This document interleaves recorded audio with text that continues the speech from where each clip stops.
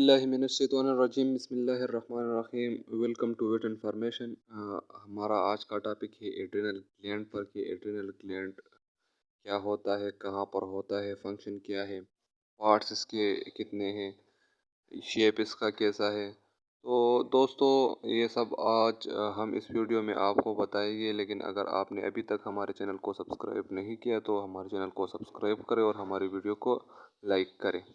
तो दोस्तों आते हैं अपने टॉपिक पर कि एड्रिनल ग्लैंड क्या होता है। तो इसको हम adrenal gland is also known is suprarenal gland, इसको हम सुप्रारेनल ग्लैंड भी कहते हैं। यानी सुप्रा मीन्स एबो और रेनल मीन्स किडनी, किडनी के ऊपर ये लोकेट होता है, इसलिए इसको सुप्रारेनल भी कहा जाता है। यानी गुर्दों के ऊपर वाले हिस्से पर ये लोकेट होता है। They are triangular in shape located on the top of both kidney. ये ट्राइंगुलर शेप में होता है, यानी इसके 3 सर्रे होते हैं और बोथ किडनी पे ये लोकेट करता है, यानी दोनों गुर्दों पे ये मौजूद होता है। Adrenal gland are composed of 2 parts. Adrenal gland जो होता है वो 2 हिस्सों पर मुश्तमिल है। एक को हम कहते हैं medulla and second one is known is cortex. एक को मिडुला कहा जाता है और दूसरे को कॉर्टेक्स कहा जाता है।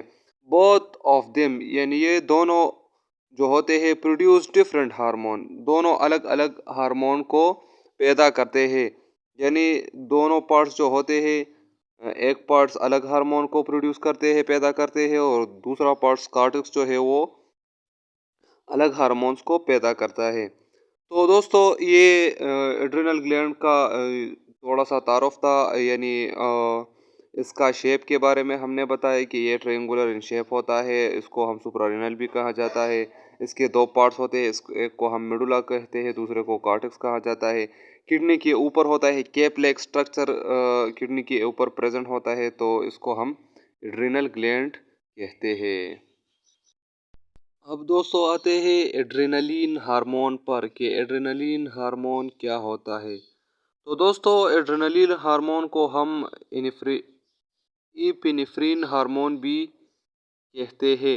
यानी adrenaline is also known is epinephrine hormone secreted by the medulla of the adrenal gland directly into the blood.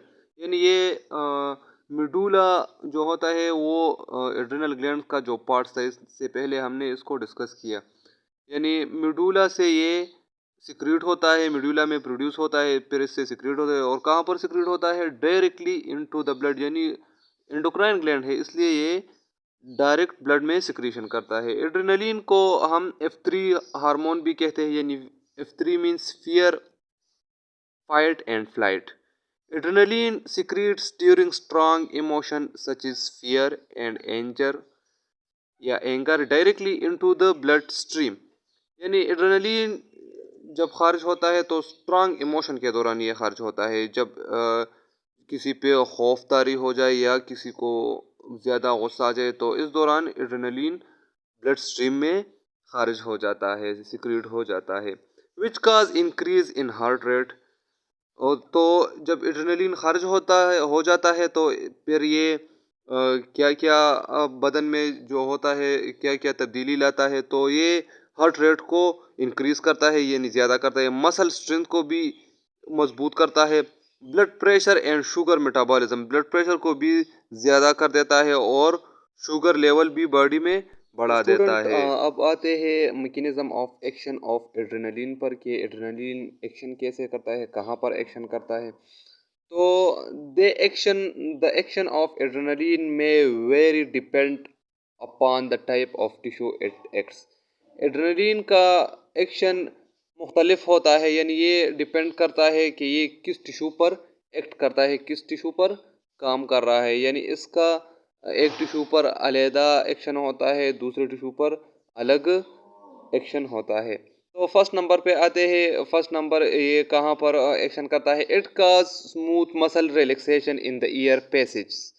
ये स्मूथ मसल की रिलैक्सेशन करता है। कहाँ पर करता है? ईयर पैसेज में, यानी हवा की नली में स्मूथ मसल की रिलैक्सेशन करता है। दैट्स वाई, इसकी वजह से In medicine or in treatment, adrenaline is used as bronchodilator and antispasmodic in the bronchial asthma. इसकी वजह से एड्रेनलिन को हम ब्रोंकोडायलेटर के तौर पर भी इस्तेमाल करते हैं, यानी अस्थमा के दौरान जब ब्रोंकी कंट्रैक्ट हो जाए तो इस दौरान एड्रेनलिन से हम उसको रिलैक्स भी कर सकते हैं। सेकंड वन है it cause smooth muscle contraction in arterioles. ये स्मूथ मसल कंट्रैक्शन करता है, यहाँ वहाँ पर इसने रिलैक्सेशन, वहाँ पर इसका काम था रिलैक्सेशन, यहाँ पर फिर इसका काम है कंट्रैक्शन।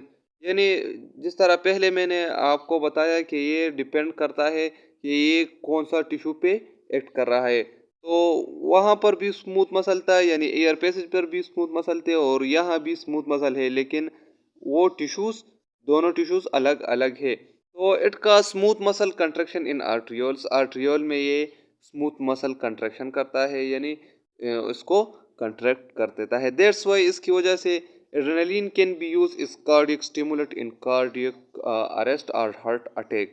इसकी वजह से एड्रेनलिन को हम कार्डियक स्टिमुलेंट के तौर पर भी इस्तेमाल करते हैं, यानी हार्ट अटैक के दौरान ये आर्टरीज को कंट्रैक्ट करता है, तो अगर इसकी कंट्रैक्शन हो जाए तो ब्लड जो है वो तेज़ी से आर्टरीज में ये फ्लो करेगा।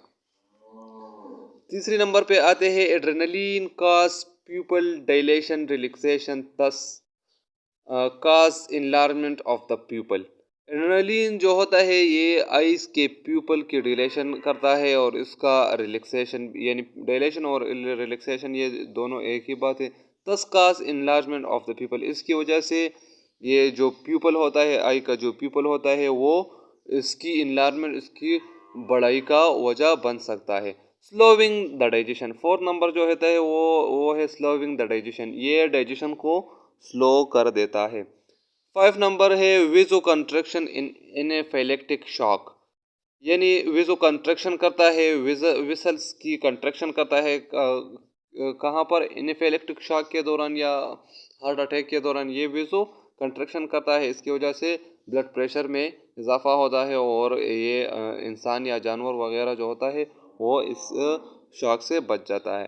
Controlling of blood glucose sugar level, six number है, यानी ये ब्लड ग्लूकोज लेवल को भी कंट्रोल करता है, कंट्रोल नहीं बल्कि ज़्यादा कर देता है।